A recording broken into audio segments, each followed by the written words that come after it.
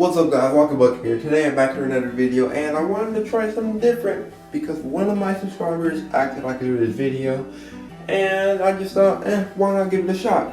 And that's ranking the best coaches of all time. Now, I'm not the biggest, smartest person on coaches, but I feel like I have an okay understanding to at least get the top of the list right, the end of the list. It may kind of be from recency bias or so, but you know what I mean. If you like the video, go ahead and drop a like, comment down below any new videos you want me to do. I'm listening to other subscribers' opinions, so comment down below your video ideas. Don't forget to subscribe to the channel. At 50 right now, the goal is 100 by the end of the year. But now let's get started. First, the honorable mention will be Nick Nurse, who has the highest winning percentage out of any coach. The only thing that keeps him from being in this list is just the longevity. I feel like in a couple of years, he could definitely crack the top 25 and probably be the top 20 coach. To be honest, he just needs a couple more years under his belt. First up at 25, we're going to have Mike D'Antoni. 24, we're going to have Bill Russell. 23, we're going to have Rick Carlisle. 22, we're going to have Steve Kerr. And 21, we're going to have Doc Rivers. Mike D'Antoni posted a record of 672 and 527 with a 54 and 46 record. He has not won a championship yet, but he does have something called 2 Coaches of the Years that really boosts his case. Bill Russell, you may be like, he doesn't have the longevity either. That's why he's not super on this list. In the couple of years he coached, which he was only a coach for 8 years by the way, he got 2 championships and almost all of his teams were a playoff contender type team. Bill Russell was a pretty good coach, coaching the Celtics team that won 2 titles in 68 and 69. He made decent teams with Seattle before it went downhill, but those years with Boston's road really put him at 24. Rick Carlisle, you know what he did with the Dallas Mavericks. That's the reason why I have to put him at number 23. Steve Kerr, you know what he's done with the Warriors. You know why I have to put him at 22. Doc Rivers, you may be kind of questioning that he's choked so much. Why isn't he lower? Doc Rivers has helped super teams trying to live up to their potential, even though it hasn't always led to a title. He's always made them look like true contenders. And the playoffs is what puts him down, but I can't just diss him over a bad playoff run. Doc Rivers, he's a near top 20 coach of all time. He's done a really good job as a coach, and he doesn't crack the top 20 for me because of all the choke jobs. And now we're going to go from 20, Alex Hannum, 19, Larry Costello, 18, Bill Sharman, 17, Billy Cunningham, and 16, Thomas Heinsohn. You probably don't know who any of these coaches are, so let me give you a brief info on all these coaches. Alex Hannum was a 2-time Coach of the Year after posting a 649 and 564 record. He won 2 NBA championships and an ABA championship, 61 and 46 in his career in the playoffs, mostly leading teams like Philadelphia, teams like Oakland, and the Syracuse team. And he's just done a really good job as a great coach for a pretty long time, which boosts his stock. Larry Costello, about him. He posted 3 straight 60-win teams in Milwaukee and won the NBA championship, along with a conference championships in 1973-74, where he's done a pretty good job. Hasn't won the Coach of the Year, but posted a record of 430 and 300 with a 37 and 23 playoff record. He had great consistency with Milwaukee, and even though in Chicago it didn't turn out for the year that he coached, I feel like his consistency in Milwaukee boosted up his stock.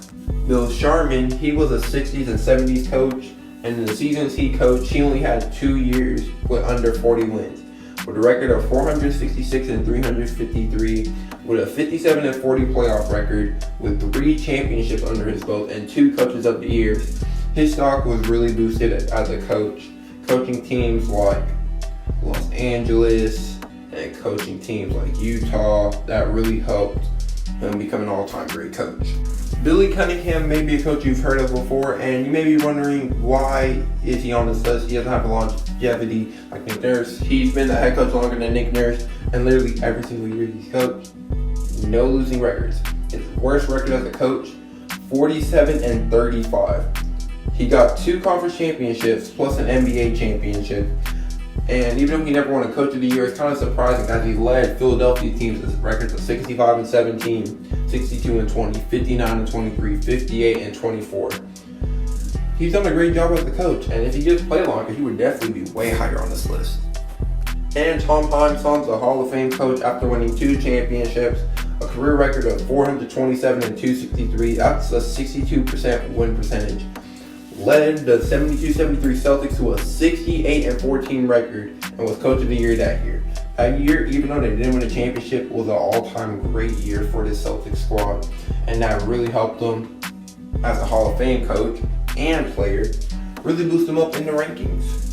Now getting into the top 15, we got 15 Erik Spoelstra, 14 K.C. Jones, 13 Rudy Tomjanovich, 12 Jerry Sloan, and 11 Red Holzman.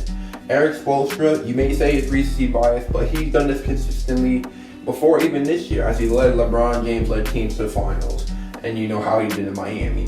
14, we have K.C. Jones, where even though he wasn't a Hall of Fame coach, he still had great years, and he's been a coach for a long time. A lot of assistant coaches, but when he had head coaching years, 74-75 led the Bullets to a 60-22 record in the Eastern Conference Championships.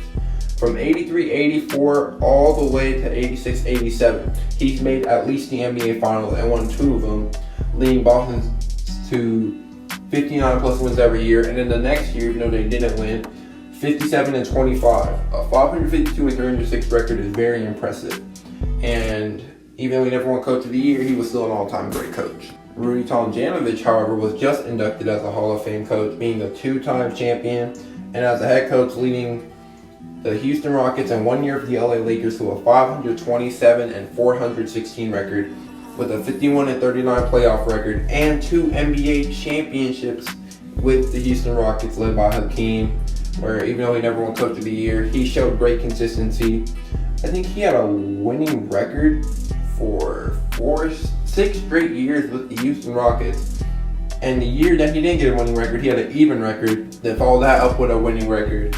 He just had great years in Houston that really boosted up his stock. And at 12-11, we got Jerry Sloan and Red Holzman. Jerry Sloan, he has the most wins out of NBA coaches of all time. The only reason why he's not in the top 10 is literally only because that he doesn't have a championship. 1,221 wins, bro. A 2-time conference champion, but never could push it with Utah. He was an amazing coach. He really deserved to be 12. And then Red Holzman. Now, he was a pretty great coach that most of y'all probably never heard of.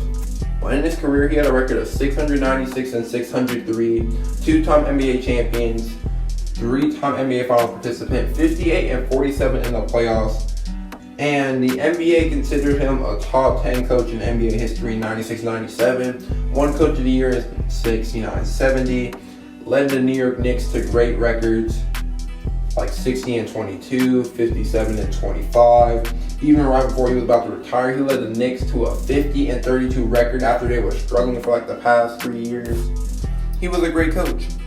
But now we're in the top 10. Where at 10, we're going to have Lenny Wilkens, 9, Rick Adelman, 8, Larry Brown, 7, Don Nelson, and 6, Chuck Daly.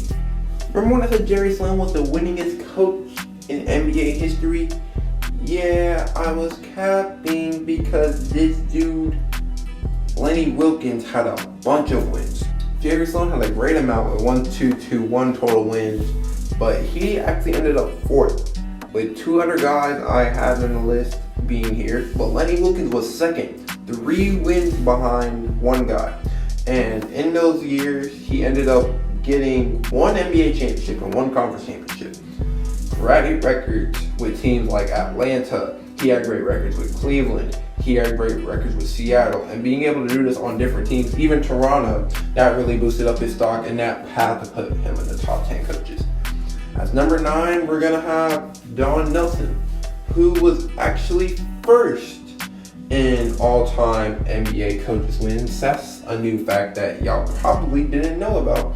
But he's a Hall of Fame coach with a total of 1,335 wins. He never won a championship, which is why he's not higher.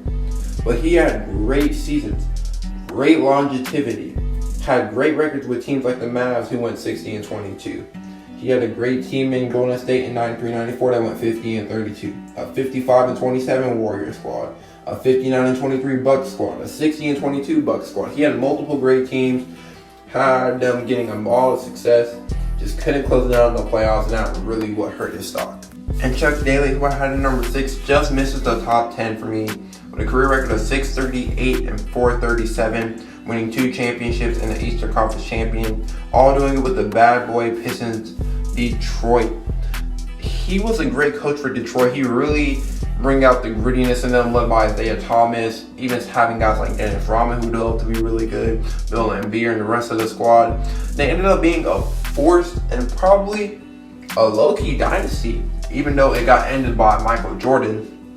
They were putting up great teams, having great seasons, being looking like an NBA Finals threat almost every year, bro. He was a really big part of that. But the reason why he didn't crack the top 5 is because here's what happened in the top 5. And at number 5, we're gonna have Jon Calder. Now, I did not hear much about this kid until I realized what greatness he has done, and I just had to put him in for me. In his career as a Hall of Fame coach, he had a career record of 423 and 302. But those Minneapolis Lakers, 5 championships. 5 championships. A 58.3 win percentage. And that was just because of his later years. His great years were his first years. 44 and 16, 51 and 17, 44 and 24, 40 and 26, 48 and 22, 46 and 26. He was having great years with those teams and leading them to just immediate success. And I just feel like he may have been a huge part of it. Even as his team continued to age and it looked like they were starting to get worse with George Mikan not being super young, let's say that. But even in those times, he still performed like an all-star player. And I feel like even while he was regressing, Jon Calder was a huge part of them still being a contender in the league. And number 4, I'm going to have Pat Riley. If you haven't heard about what Pat Riley have, you probably have not been watching basketball for very long. Pat Riley has done some amazing things as a head coach, and he already made the Hall of Fame in 2008, playing so long. 24 seasons in the league, 1,210 and a 694 record. He had 1, 2, 3, 4, 5 NBA championships, and then you add on 4 extra conference championships. This man was producing greatness. He had a 171 and 111 playoff record and won 3 Coaches of the Years and a lot of Coaches of the Month, let's say that. And it's not just he was doing it with one team, he was doing it with the Lakers. Then he moves on to the Knicks and continued that success. Then he moves on to Miami and continued that success, bro. This was before the LeBron Miami hit. This was Shaq and Dwayne Wade. And he still was able to win a championship with them. He had to crack the top 4. These 3 coaches are really great though, so I couldn't put him higher. I feel like at most you could have put him at number 2. But number 4 is a decent spot for him. As number 3, I'm going to have Greg Popovich. You've probably heard of him. His longevity with the Spurs, never leaving them, always finding success. 1,277 wins, 614 losses, 170 wins and 114 losses in the playoffs, winning 5 championships with an extra conference championship in their belt. Having a bunch of success, making underrated stars like Tim Duncan, Tony Parker, developing David Robinson, developing Manu Ginobili, Kawhi Leonard, breaking out Danny Green, who was honestly an underrated piece, keeping DeMar DeRozan kind of relevant, not being on the cap, and LaMarcus Aldridge. He's just done so many great things as a coach, and he's easily going to be a Hall of Fame coach. And I feel like he had to be 3rd all time in my list. But 2nd, I'm going to have a guy that y'all probably did not ever heard about, and his name is Red Auerbach. And let's just say, remember those Bill Russell-led NBA teams? Yeah, this was the coach for it. 1, 2, 3, 4, 5, 6, 7, 8, 9 of those championships were from him. And you may be like, oh, it's just the Bill Russell-led championship. It's not much. He was winning before that. Literally his first year as a coach with the Washington Capitals, a 49 and 11 record. They didn't do much in the playoffs, but being able to lead a team that wasn't even Bill Russell led. He only won one Coach of the Year, but he literally could have got more with his greatness, being able to lead the Boston Celtics to always being a contender. He just had to be number 2, but he couldn't beat the man and who I think is the greatest coach of all time, Phil Jackson. Yes, I feel like a lot of people should have Phil Jackson number 1 in their list. They know what he did with Chicago and with the Lakers. You see how many championships he's won, bro? I just look at it and 11 championships. 6 with the Bulls, 5 with the Lakers. The Kobe and MJ coached both of them and made them stars. They were not projected to be the best in their draft class before this. He made them into stars. And then you add on 2 extra Western Conference championships along with that. Never had a losing record as a coach. A 70.4 win percentage in 20 seasons. 20 seasons and having a 70% win percentage is just crazy, bro. And then winning almost 70% of your games in the playoffs, bro. He is my best coach of all time. But comment down below your opinions on my list. Don't forget to drop a like and to subscribe to the channel. Peace out, guys.